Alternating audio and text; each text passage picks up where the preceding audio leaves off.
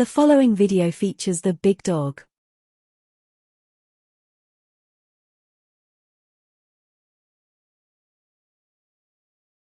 Subscribe.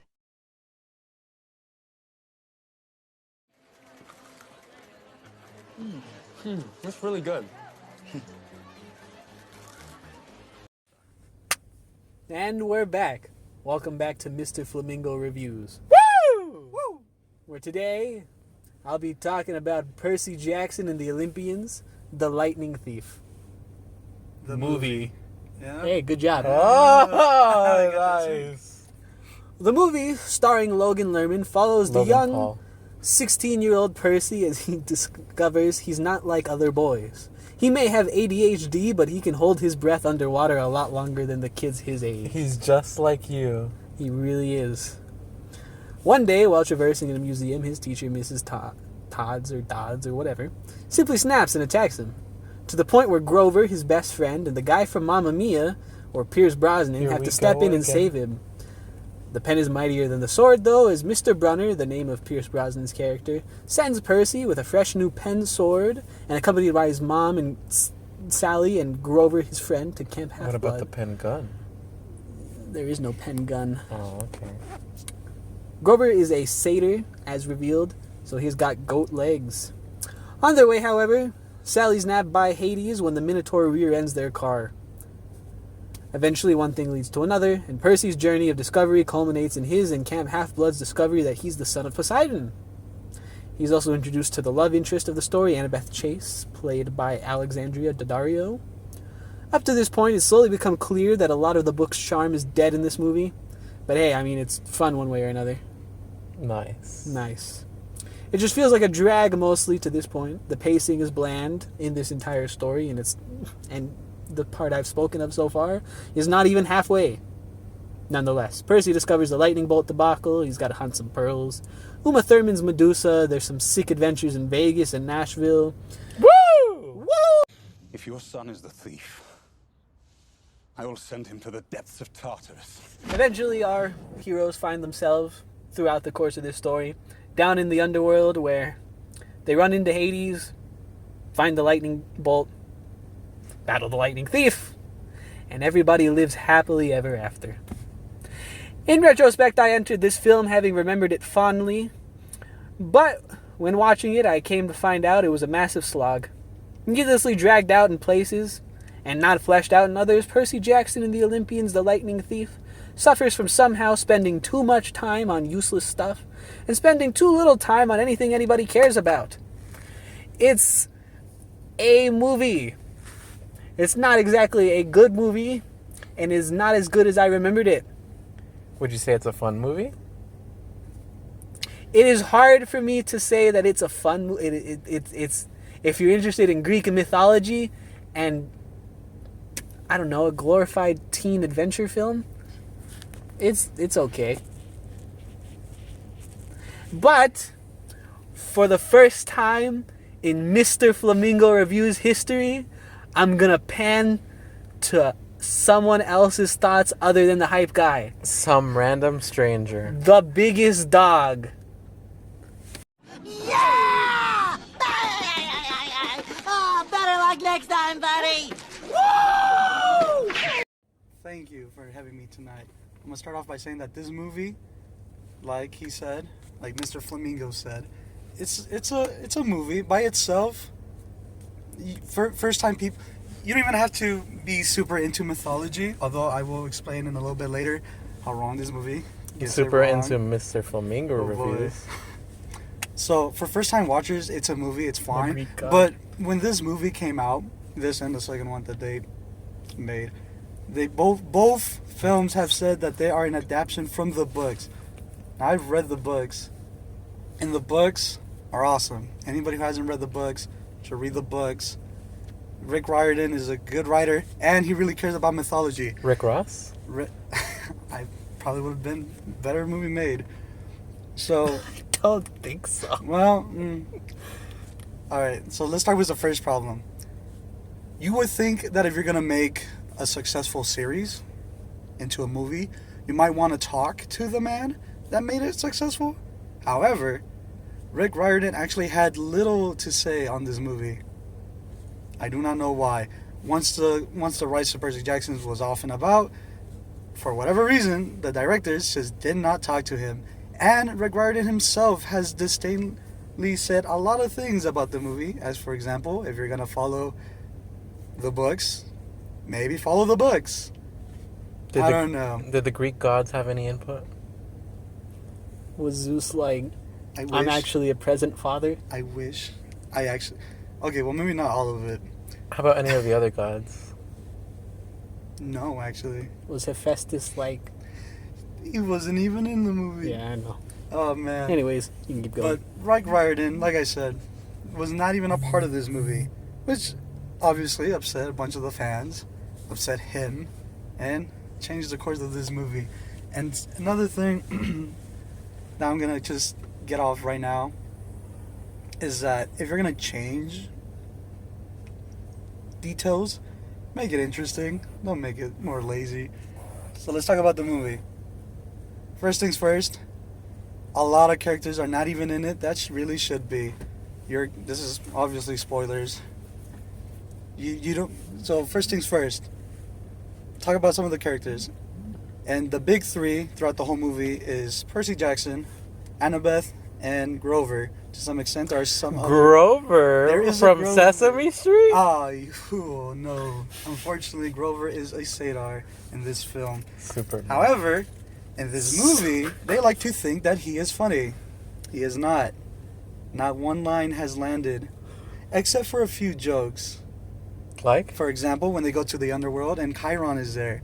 He said, "The living are not permitted here. Go back out and die and come again." However, Grover, to his wits, his final smart, funniest comment, "You like dead people?" He flashes a dollar bill and goes, "We got dead people on this bill." Honestly, that is the only funny thing. I proceeded to laugh throughout at that joke while he explained Annabeth's character.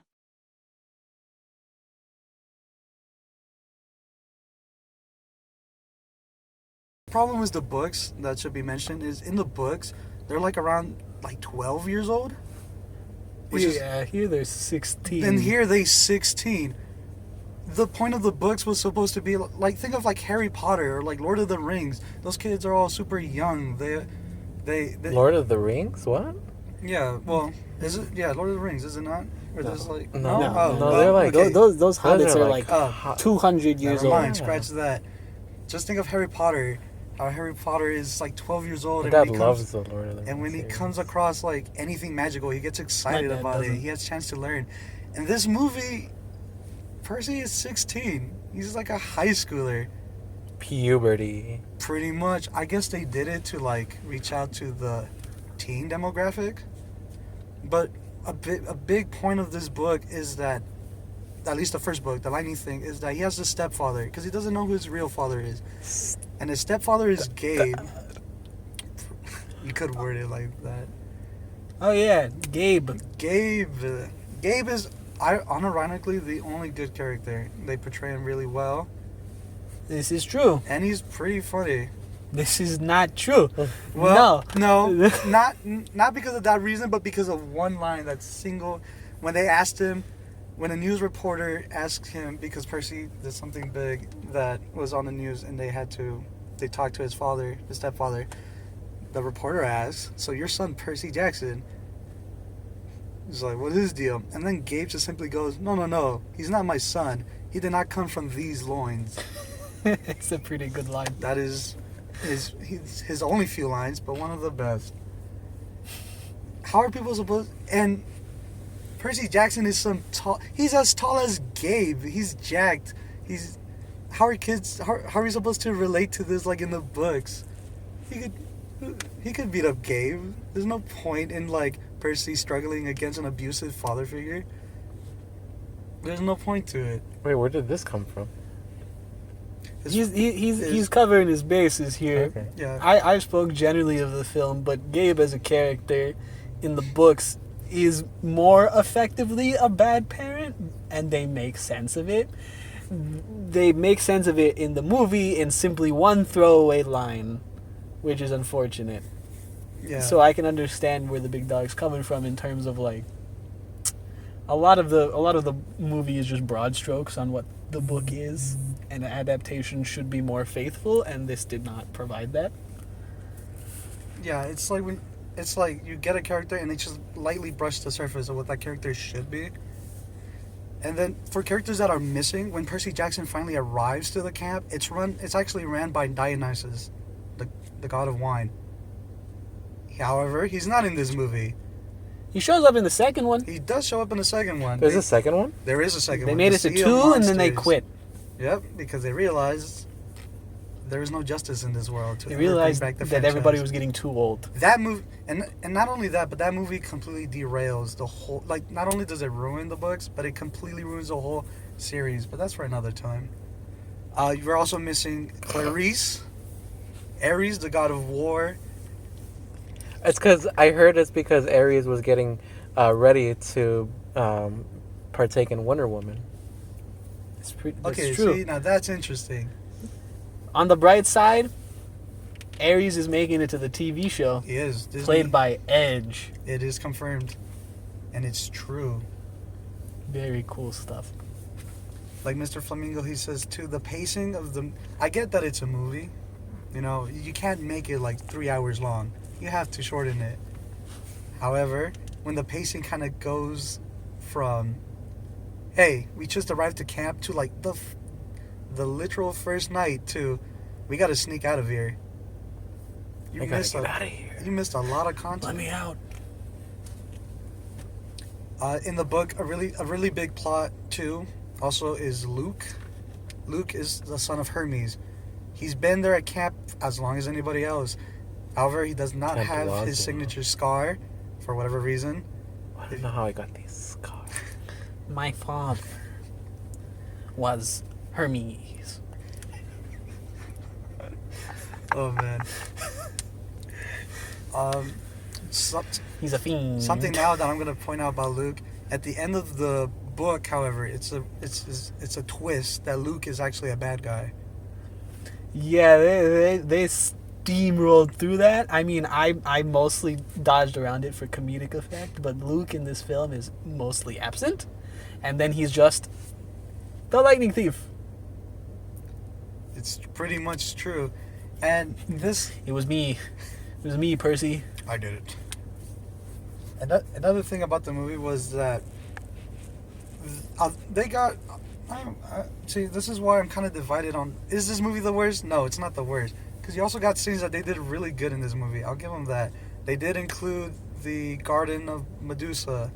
They did include. They made the Garden of Medusa like a junkyard.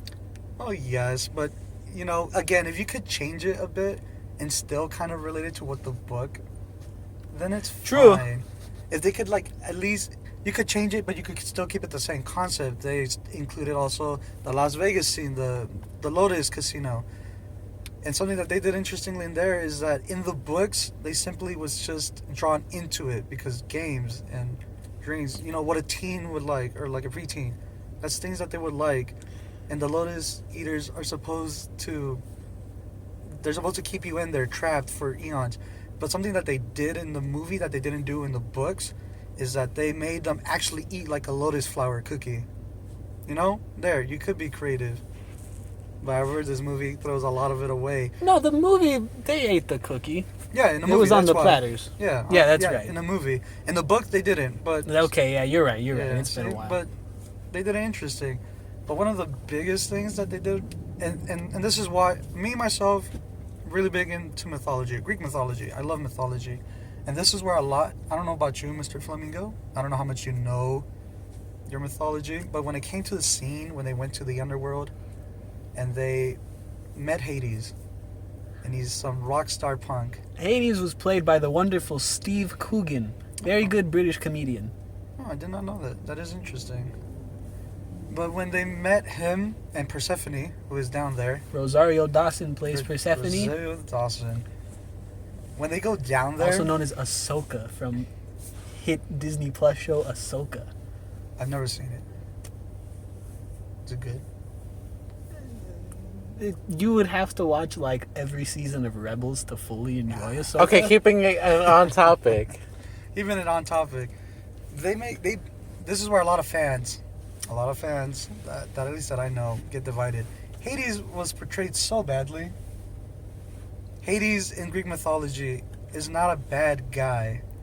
They made it the whole base on the movie was, and this is why I think it's really important that if you're gonna adapt the books, they said themselves that they were gonna adapt the books, but because they didn't, they did something that pissed off a lot of people. In the books, the only reason why they go to the underworld, which was a part of their quest, was because in the movie The Lightning Thief, someone stole Zeus's master bolt, and they get a prophecy and they think it was Hades, because Hades would profit from a war between the gods, and Zeus thinks that Poseidon took it, and he has a kid, which they weren't allowed to have, but he broke it. So this all looks really bad on Poseidon. So they send Percy to go retrieve it, which they think on the underworld. When they get there, however, it's revealed that Hades does not have the Master Bolt, because they also stole his helm of invisibility. And when Hades finds out that Zeus' Master Bolt is taken, he thinks whoever took the Master Bolt also took my helm of invisibility. The Master Ball? The Master Bolt. Oh. It's like it's a lightning bolt, basically. No. For real. And what they did was a good twist. It turns out Hades wasn't the bad guy, because he's not really a bad guy. He's done maybe one or two bad things. But compared to like the rest of the gods. Oh yeah, absolutely. Compared to the rest, because honestly, you don't even, like I said, you don't even know a lot. He effectively kidnapped his wife with extra steps. They loved each other in the mythology, but like, she's trapped there. Yeah, like, she ate half the pomegranate, so now she has to stay for half the year. But in the movie, But she wants. But in the movie, that she doesn't want to. She's like, man, he's really just keeping me down here, huh? He's evil. And then she hits on Grover. Yeah, even at 6, He's technically not. Let us clarify. Technically not, but it's like her line was specifically, I've never had a satyr before visit me. You don't put a pause there. You don't do this to some 16-year-old. Oh boy. It was like 2 times they did this, and those 2 times were very uncomfortable. Although that is technically the most Greek mythology accurate thing they've ever did. He's right. You're right. You're right. But so, do I want to give them props? No, not really. But it's the closest thing they got right. But like I was saying, in the books it's been revealed that he's not a monster. But in the movie they portray him as a monster, as the bad guy, because it's easy to get away with it. He's Hades, Lord of the Underworld. Portray him. I'm going to play devil's advocate for a moment and argue the fact that while it's not accurate, the portrayal of Hades is done quite well for his purpose in this story, which is basically, he's not the direct antagonist, but he's their antagonist. He's the trial here. He's like, okay, bring the lightning bolt to Uncle Hades. He does everything in service of the story correctly. So in terms of servicing the story, that's when that becomes more important than accuracy to already fidgety mythology. That's true. But I also gotta say that a reason why I really just stick against it, even if it, because you're right. He served his purpose, which is good, I guess, because they gotta finish this movie.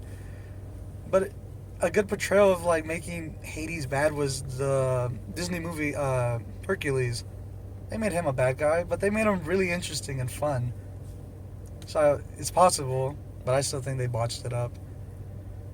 A lot of plot holes. Oh boy, a lot of plot holes in this movie. They were supposed to go and find these pearls.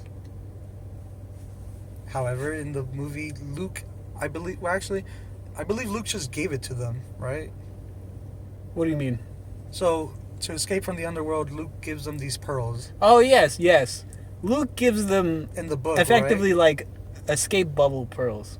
Oh, wait, no, that was... Oh, wait, no. Okay, well, yes. In the movie, he gives it to them. Yes. But in the books, they were supposed to look for them. But they come Look for these pearls.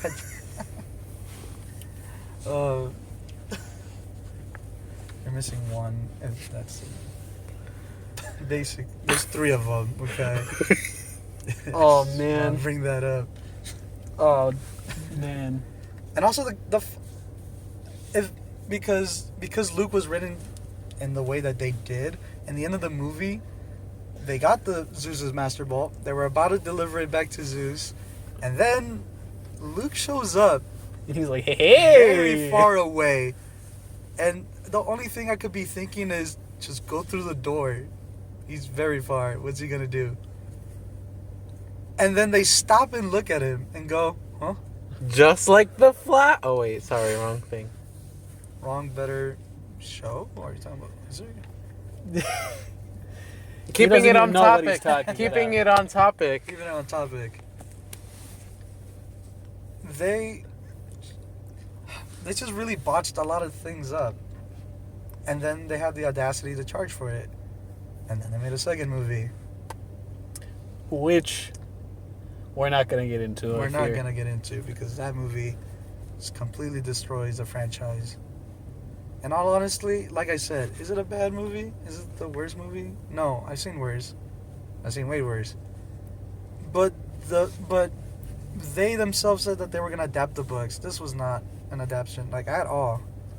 They pissed off the fans. They pissed off the writer himself. They pissed off the big dog. They pissed off the big dog. That's why I'm here. This is true. Well, with that being said, that's it. Thank you. Have a good night.